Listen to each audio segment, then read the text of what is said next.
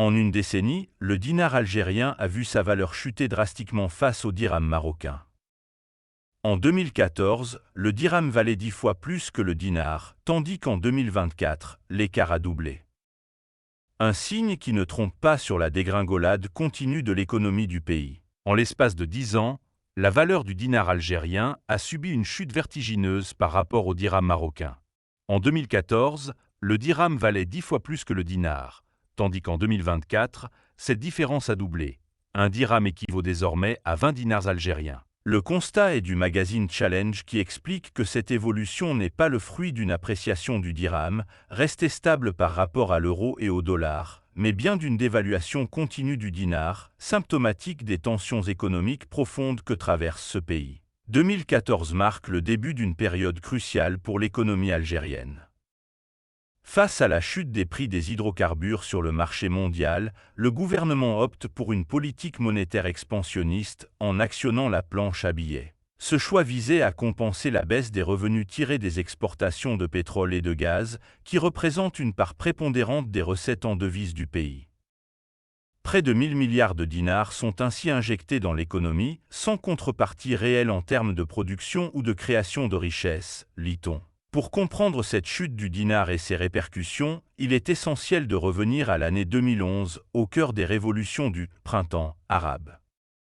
Craignant une contagion de ces soulèvements populaires en Algérie, le gouvernement avait alors décidé d'augmenter massivement les salaires de la fonction publique. Ces augmentations visaient à apaiser le mécontentement social et à garantir une certaine stabilité politique. Si elles ont permis de stimuler, à court terme, le pouvoir d'achat des Algériens, elles se sont rapidement avérées insoutenables dans un contexte de dépendance accrue aux importations, lit-on. L'Algérie, dont l'économie repose massivement sur les hydrocarbures, dépend fortement des recettes tirées de leurs exportations.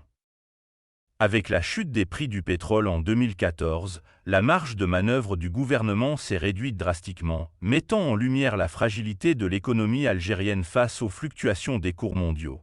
La décision d'imprimer de la monnaie en 2014, sans contrepartie en termes de production nationale, enclenche alors un cercle vicieux. L'inflation commence à augmenter, érodant rapidement les gains de pouvoir d'achat obtenus par les hausses de salaire de 2011. En parallèle, la chute des prix des hydrocarbures continue de peser sur les réserves de change, forçant l'État à restreindre davantage les importations. Cependant, la réduction des importations n'est pas accompagnée par une politique industrielle capable de stimuler la production locale. Les Algériens se retrouvent ainsi confrontés à des pénuries de nombreux produits essentiels, notamment des denrées alimentaires, des médicaments et des équipements technologiques. Cette pénurie accroît la dépendance du pays à l'égard du marché parallèle des devises, où l'euro et le dollar commencent à prendre de plus en plus de valeur face au dinar, relate Challenge. Depuis 2014, les Algériens ont vu leur pouvoir d'achat se réduire considérablement. En 2024, malgré des augmentations de salaires ponctuelles, la hausse continue des prix et la dévaluation du dinar ont conduit à une perte de pouvoir d'achat estimée à 50%.